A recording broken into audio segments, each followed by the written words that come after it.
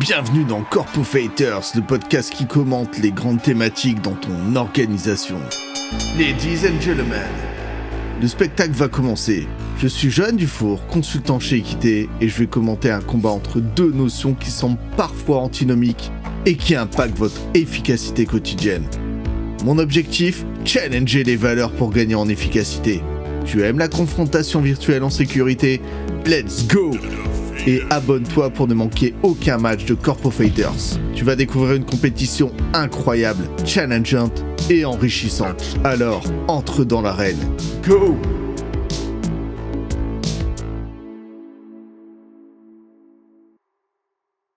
Et bienvenue dans un nouveau match. C'est parti pour un combat de titans entre deux notions des organisations. Aujourd'hui, on va parler de standardisation versus personnalisation. Ça nous promet d'être intéressant. Et pour en parler, j'ai la chance d'avoir avec moi Emmanuel Demey. Salut Manu. Salut, tu vas bien? Bah moi je vais bien et toi? Très bien, très bien. Merci pour l'invitation et me faire sortir de ma zone de confort. Tu sais, moi j'aime beaucoup faire ce genre de choses-là. Et puis c'est pareil, discuter avec des personnes parce que tu vas me dire qui tu es. Je pense que les auditeurs, c'est important de resituer. Que fais-tu dans la vie? Emmanuel, on m'appelle Manu, je suis développeur depuis bien trop longtemps. J'adore. Ouais, plus de 15 ans, je crois. Je suis freelance. Je suis lillois, même si j'ai déménagé en Écosse récemment. Et je suis l'organisateur du DevLille, co-organisateur du DevLille, anciennement DevFest Lille, pour ceux qui n'ont pas suivi le changement de nom. Et sinon, je fais pas mal de formations, de conférences. J'aime bien parler. Technique. Ouais, c'est important, tu vois, le côté technique, organisation. Et je pense que c'est nécessaire aussi de souligner ton engagement auprès des communautés au global. Ouais, j'essaye un petit peu de faire vivre à mon humble niveau les communautés lilloises en aidant. Si quelqu'un gère une communauté et qu'il y a une problématique, je suis toujours accessible. On a monté le Discord pour essayer de faire des liens entre les communautés, etc. Donc oui, j'ai co-aidé Cloud Nord au début pour le début de cette conférence. Donc ouais, je suis le premier à aider si besoin. Ouais, je peux me permettre de le dire, hein. C'est vrai que tu as déclenché un certain nombre de belles synergies, en tout cas sur l'île, et c'était nécessaire. C'est un travail de titan aussi, encore une fois.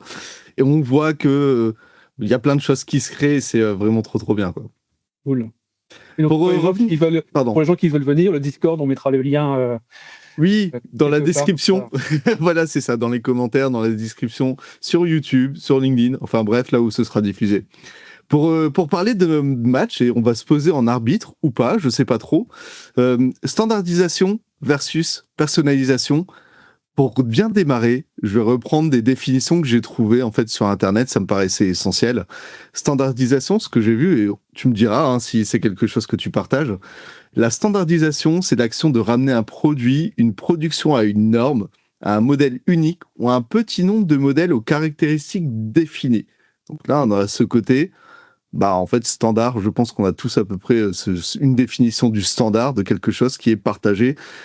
Universel, est-ce que c'est pompeux de dire universel? Peut-être, mais en tout cas on a un modèle. Je pense qu'il y a plusieurs niveaux de standardisation. Bien sûr. On reviendra dessus juste après, je pense. Carrément. Et l'opposition, alors est-ce que c'est une opposition? On va essayer d'y répondre aussi.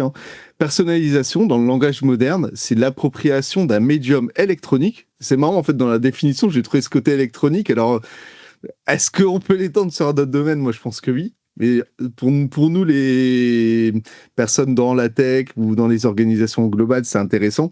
Écrit ou d'un produit de consommation effectué selon des données personnelles fournies par un usager ou par la volonté de l'utilisateur lui-même. Là, ça va trop loin. En gros, c'est dire, on fait... Vas-y. Non, j'avais juste envie de te poser la question. Où est-ce que tu avais trouvé cette définition? Ouais, je crois que je l'ai trouvé, tu sais, sur Google. Je tape et en fait c'est la première définition. Et là, je commence à essayer d'aller un peu plus loin et dire mais attends, finalement, est-ce que la définition du Larousse, elle n'est pas aussi intéressante? Mais là, en gros, c'est dire on adapte les choses par rapport à un besoin précis d'un utilisateur et ça pourrait être unique en fait. Ça, c'est aussi intéressant d'avoir ce côté très customisé pour un besoin précis. Qu'est-ce que tu en penses toi, quand tu vois ça en fait? C'est quoi ton ressenti entre le standard, la personnalisation, tes constats de terrain en tant que techos? Non, mais de toute façon, on peut pas les mettre l'un des points contre l'autre. C'est pas une Mmh. guerre entre les deux. Je pense que les deux doivent cohabiter et cohabitent. Je sais pas comment on pourrait vivre dans un monde où il n'y a pas de standard du tout, déjà. Ce serait bien le bordel. Est-ce que ce serait l'anarchie? Tu sais, moi, naturellement, quand tu me dis ça, justement, est-ce que ce serait pas l'anarchie? Chacun Bah, fait ce qu'il veut, au final. fait ce qu'il veut, mais je pense qu'à force de voir des gens faire ce qu'ils veulent, il y aura des standards qui vont se créer automatiquement. Oui. Voilà, donc c'est les deux cohabitent, heureusement. Un monde sans standard, ça va être le bordel, et un monde où c'est open bar à 100%, ça risque d'être le bordel aussi. Donc je pense que les deux cohabitent et doivent cohabiter. Après, tu sais, il y a la bonne intelligence, hein, de se dire, en fait, et c'est là où peut-être qu'on a un débat, c'est quand est-ce qu'il faut adopter un standard et quand est-ce qu'on doit personnaliser pour que ça passe bien, que ce soit juste par rapport à un besoin, un métier, des utilisateurs, par exemple. Alors moi, quand je t'ai parlé tout à l'heure de plusieurs niveaux de standards, je vois déjà les standards au niveau international, les standards techniques sur lesquels toute la brique logicielle se base à l'heure d'aujourd'hui. Ouais. Sans ces standards-là, on ne pourrait pas faire communiquer des logiciels les uns avec les autres, on ne pourrait pas développer des sites web, on ne pourrait pas faire... Voilà. Les standards internationaux, c'est un niveau de standard. Après, il y a les standards au niveau plutôt organisationnel. Tout à l'heure, tu parlais de taille, si je ne me trompe pas. Mais dans les entreprises, il y a certaines entreprises qui définissent des standards en termes de stack technique, par exemple. Oui. Genre, je ne sais pas, moi, je suis telle compagnie, tous mes développements vont être faits avec tel stack technique, tous mes développeurs devront coder sur cette stack technique-là. Donc là, je pense que c'est un second niveau de standard. Et je pense que l'un et l'autre ont des points positifs et des points négatifs. Si je prends par exemple les standards internationaux, je n'ai pas trouvé le bon terme pour ça, mais ce qui est positif, c'est que normalement, tout le monde les respecte, quelle que soit la brique logicielle sur laquelle on se base. Vous souvenez-vous de ActiveX avec IE6 où ça marchait que sur IE6 et on devait gérer la compatibilité navigateur. Là, à l'heure actuelle, c'est un peu moins le cas. Mais l'inconvénient, c'est que les process de standardisation à ce niveau-là est très très lent. On part de nouveaux besoins, nouvelles idées qui émergent, etc. Et le temps entre ce moment-là et le moment où c'est un standard, ils peuvent passer des années parce que c'est un processus assez long, comme dans le W3C par exemple, où il y a plusieurs stages. Ouais. Une fois qu'ils sont mis d'accord sur la stage, il faut attendre que les navigateurs l'implémentent, etc. Oui. Donc ça peut être des années. Donc c'est un processus assez lent, je trouve. Ouais, et je peux rebondir dessus, hein, parce que naturellement, quand tu as démarré en fait ton explication, j'ai pensé très naturellement au W3C, parce que je l'ai vu en fait ce truc-là arriver. Pareil, on a à peu près la même expérience, quoi. Enfin, tu vois, 15 ans dans le pro. Moi, j'ai commencé à développer des sites web en 97, tu vois, j'étais tout petit, et en fait, c'était encore le Far West, où tu avais HTML3, 4 qui arrivaient à ce moment-là, et après, tu as eu les normes avec W3C. Et tu as raison, en fait, tu as la démultiplication des navigateurs. Tu as le fait que ce soit pris en compte. Tu as aussi, mon meilleur exemple, je sais pas si ça va parler au timer, mais tu te rappelles de la balise Blink? Voilà, tu vois, il y a ce truc-là en disant ah ouais, mais on va faire. Alors, déjà, c'était dégueulasse hein, en termes d'ergonomie, mais ok, où tu avais que Internet Explorer qui te permettait d'avoir un texte qui clignotait, mais c'était vraiment très moche. Et cette balise Blink, en fait, il y avait certains sites qui n'arrivaient pas, enfin certains navigateurs qui n'interprétaient pas. On se disait, mon effet, il marche pas.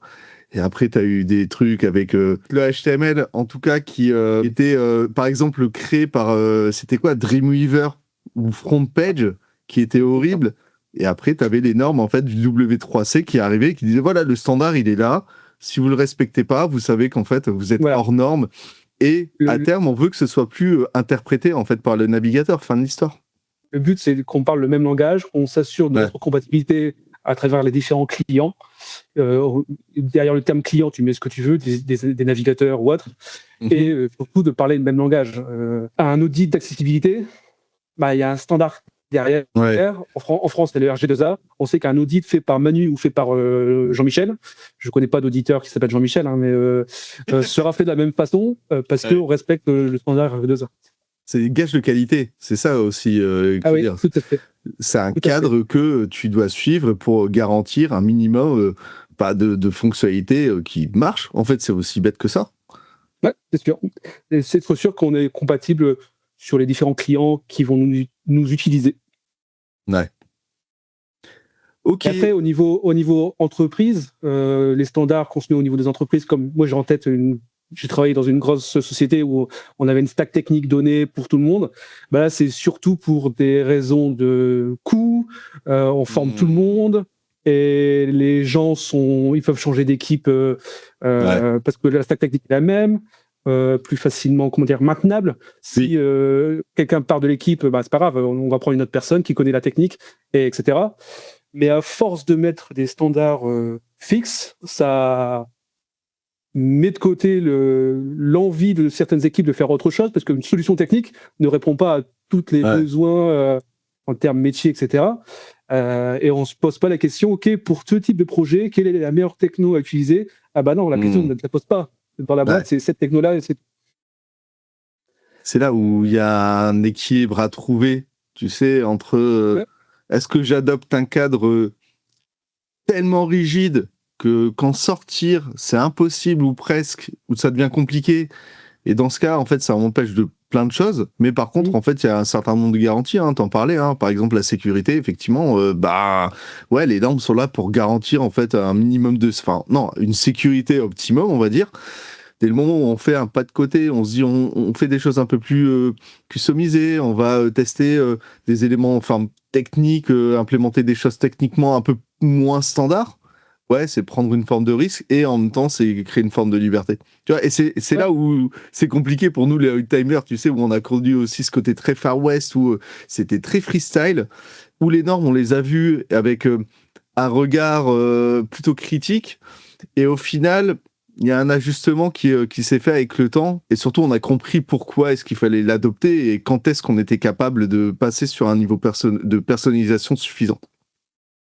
Et deux choses, le fait d'avoir des normes te permet de ne pas être loqué à une techno. Par exemple, moi je travaille sur l'un de mes clients, on a une base de données pas commune dans le système tech lillois, qui est une base de données orientée graph avec un langage de requêtage qui s'appelle Sparkle. Si un jour on veut changer de base de données payante, c'est pas grave, on en prend une autre, open source. On se base sur le standard Sparkle qui est fait par le W3C aussi, je crois, et on est quasiment sûr que ça fonctionne. Donc ça te permet de cette liberté-là aussi de pouvoir changer et de ne pas être vendeur loqué avec quelqu'un. Et sens inverse, quand tu parlais de personnalisation, des fois, les choses qu'on fait dans cette phase de personnalisation, si on détecte que, tiens, il y a un nouveau pattern qui émerge, il y a beaucoup de sites qui se font ce genre de truc quand même, même si c'est pas un standard, on voit beaucoup de fois ce genre de UI, de pattern, etc. Peut-être qu'un jour, il va être standardisé par l'organisme. Par exemple, dans le web, alors je vais parler encore d'un exemple web parce que c'est mon dada, mais pendant des années, on devait utiliser jQuery ou jQuery pour avoir des modals, etc. Et c'était la merde. Et en termes d'accessibilité, c'était pas top non plus, etc.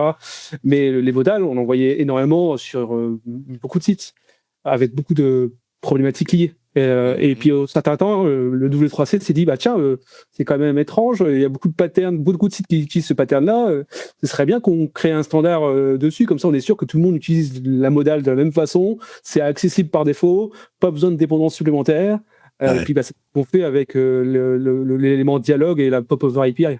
Donc le fait de faire un truc personnalisé va peut-être faire émerger un standard plus tard. Ouais, c'est ça, en fait. Après, il y a les usages. En fait, c'est ça le truc. C'est le constat des usages, de dire, en fait, comment est-ce que... Par là, tu parles typiquement d'IHM, hein, comment est-ce que les IHM ont évolué, etc. jQuery, c'est pareil, c'était aussi le Far West, hein, clairement, à l'époque. Et pareil, les old-timers vont comprendre quand on va parler d'Ajax, etc. Et c'était tout nouveau, et c'était, ah ouais, on peut faire ça. C'était presque un moment où le JavaScript était tellement... je vais pas dire sous-exploité, mais il n'était pas exploité comme on le voit maintenant. Ça n'avait rien à voir, quoi. Ah, jQuery a été là parce qu'il n'y avait pas de standard au début. C'est Parce ça. qu'on devait, pour les plus vieux d'entre nous qui avons écrit nos propres requêtes Ajax avec l'objet XML, HTTP request, etc., où il y avait une syntaxe différente entre les navigateurs, la manipulation de DOM qui était différente aussi. Alors, en fait, jQuery était juste là parce qu'il n'y avait pas de standard. C'est ça. Ou pas de standard, ou le fait que les navigateurs ne respectaient pas les standards. Mais là, intéressant, c'était que dans les standards internationaux, souvent, il y a plusieurs sociétés qui travaillent sur ces standards. Ce n'est pas que Google, ce n'est pas que Microsoft, ils se parlent entre eux. Donc, en consortium de navigateurs, par exemple, ils se mettent d'accord pour dire, OK, on va vers ce standard-là, on est d'accord, on va implémenter le truc. Ouais. Ah, mais c'est vraiment fou, hein, cette histoire-là. Du coup, pour revenir sur le côté, là, on parle beaucoup de technique, mais il y a aussi la standardisation dans les modèles d'organisation ou dans la manière dont ça fonctionne dans les entreprises. Est-ce que toi, tu as un avis là-dessus, en fait? Est-ce que tu as des choses que tu as déjà vécues en mode, bon, on pose un modèle d'organisation que de tel type, parce pour des raisons, en fait, qui sont X ou Y. Est-ce que toi, comment tu vois cet œil-là en tant que techos, en fait? Moi, quand on parle d'organisation dans des équipes, il faut répondre à un problème. Ouais. Et si les personnes de l'équipe pensent qu'une autre solution est mieux pour eux, c'est peut-être à envisager. Moi, je me souviens, encore une fois, on nous a dit il faut faire du Scrum, il faut respecter le pattern à la lettre, etc. Blablabla. Je vais encore donner mon avis, hein, mais devoir attendre la rétro pour dire ce qui n'a pas été, etc. C'est idiot. Tous les 15 jours et tous les 3 semaines, moi, ça m'énervait. On a juste à se lever, on discute, on parle, et puis c'est résolu en 10 minutes. C'est ça. Donc, je prends un standard, mais le mettre à sa mode en fonction de comment on veut travailler, comment on collabore avec le reste de l'équipe.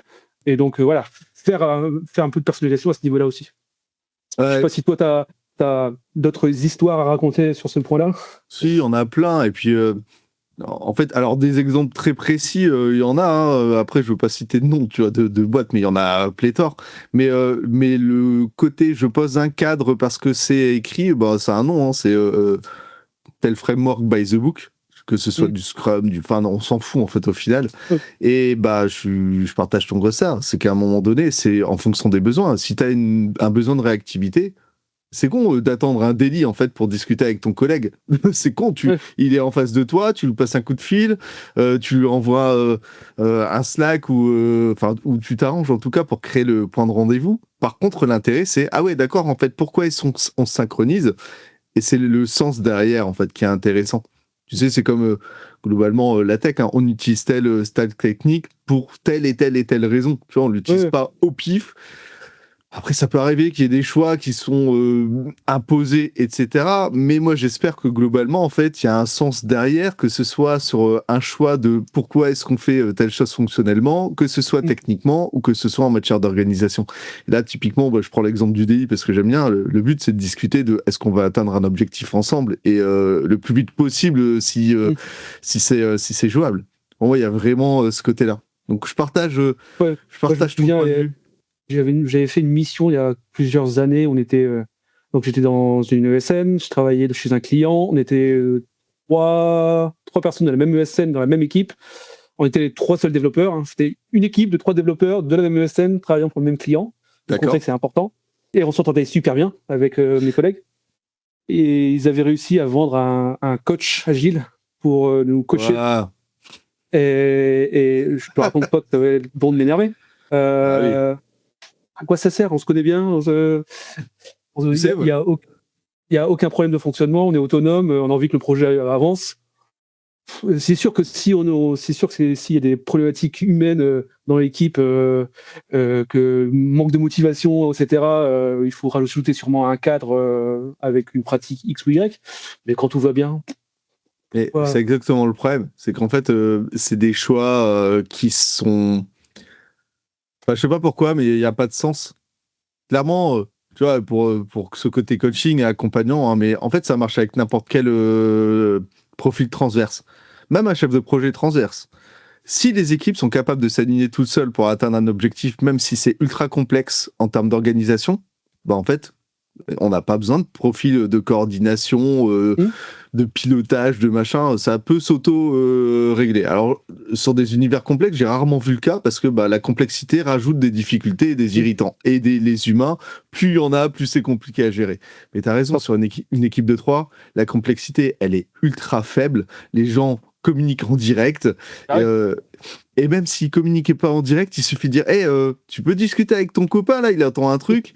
T'as pas besoin d'avoir un coach agile temps plein, tu vois. C'est idiot, ça n'a aucun sens. C'est juste une perte d'argent et peut-être un manque de courage managérial. Mais quand tout roule, en fait, c'est OK. Les objectifs sont compris. Il y a les compétences qui vont bien.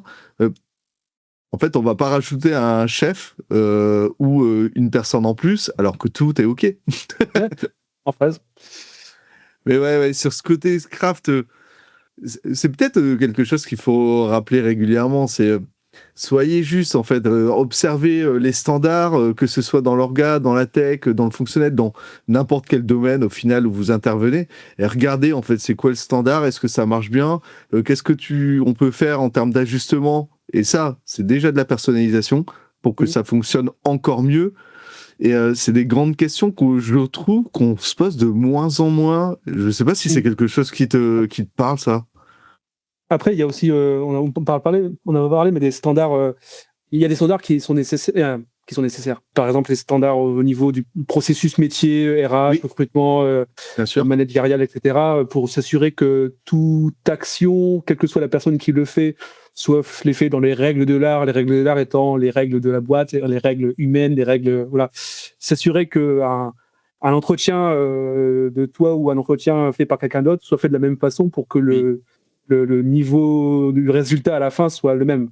Donc, pour ce type d'activité, des normes, des standards sont nécessaires. Même nous, DevLille, on a le CFP, le Call for Paper, et on a des relecteurs de la communauté qui participent à la relecture du CFP. Et donc, on se définit un standard pour essayer d'avoir une notation la plus homogène possible.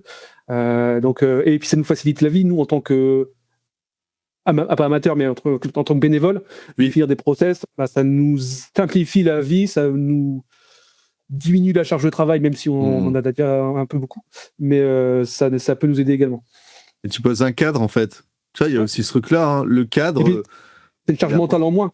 Tu sais que tu dois faire ça, bête et méchant, je suis un truc pour éviter d'oublier des choses. Et c'est cette liste de choses-là, t'as pas à t'en souvenir, t'as pas à la garder dans la coin de ta tête, c'est écrit quelque part et tu la suis, quoi. Oui, tu vois, après, c'est pour rebondir sur ta remarque autour du process métier, etc. Moi, je pense au RH, par exemple, où des fois, tu as des contraintes légales et juridiques. Typiquement, ça peut être plus ou moins grave, hein. Mais par exemple, l'entretien professionnel, c'est obligatoire tous les 2 ans. Je veux dire, c'est demandé par le gouvernement, en fait, donc il faut le faire. Et si c'est pas fait, ça peut être problématique. Alors, est-ce que c'est grave? Non. Par contre, je te donne un exemple qui vient de popper dans ma tête. C'est, t'es sur une chaîne de production, tu vends des aliments, et en fait, tu oublies par exemple de mettre ta date de péremption. Tu auras des gros problèmes parce que tu auras des gens qui vont acheter des yaourts périmés, et après ils vont être malades, et voilà. Et au final, ces standards-là, il y a personne en fait qui pense à dire oh bon, en fait, on va pas le mettre parce que ça sert à rien. Parce que peut-être que ça fait partie aussi d'une forme de culture commune. Peut-être que les gens se disent ouais, c'est censé en fait de le faire comme ça. Ouais.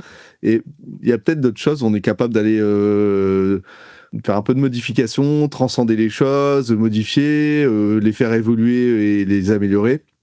Ça, c'est une autre question. Là, pareil, là, dans les process process métiers qu'on se donne, on les suit. Quand il y a un couac, on itère dessus, on le modifie, le process pour que ça se reproduise plus. Ça revient sur les termes qu'on employait tout à l'heure. La personnalisation aide à améliorer le standard qu'on définit. Ouais, carrément. En fait, c'est ça le truc. Et je pense que on arrive pile à notre conclusion. C'est l'équilibre entre les deux. Genre là, on a fait une transition qui passe nickel. Vous avez un standard, s'il marche bien, même j'ai envie de te dire, pourquoi le changer? Si vous avez envie de faire mieux, voilà, itérez, regardez, observez et faites-le évoluer et puis mesurer en fait. Ça c'est un truc qui est super important, d'aller mesurer, dire ok, le résultat finalement il est bien meilleur, il est ISO, je peux faire abstraction du standard. Moi j'aime bien la démarche open source pour ça par exemple, parce que dans les entreprises, ils travaillent pour leur structure, etc. Donc ok, en fait des fois ils arrivent à faire ces choses-là bien. Dans l'open source, moi globalement je trouve que en fait, ce mouvement-là, il est extrêmement naturel. On pose un cadre, machin, on itère dessus, et puis on partage à les communautés. Et s'il y a quelqu'un qui a une meilleure idée, qui a envie de débugger des machins, etc., il apporte à la communauté, il contribue, et ainsi de suite. Et on arrive sur des produits qui sont généralement fantastiques et mis à disposition de manière libre à tout le monde. Et ça, je trouve ça trop bien. Et au final, il y a des standards, en fait. Enfin, moi, j'adore cet exemple-là, parce que oui, c'est du standard et il y a personne qui va le remettre en question parce que ça marche. Par contre, si on le remet en question, il y a moyen d'aller faire des forks, d'aller proposer sa propre version, son propre modèle, etc., etc. Totalement en phase. Est-ce que tu as une conclusion pour terminer? Parce que tu sais qu'on a déjà passé les 25 minutes ensemble, ça va trop vite. Le temps passe trop vite. Non, pas plus que la conclusion que tu viens de donner. Intéressez-vous aux standards, essayez au maximum de coller aux standards.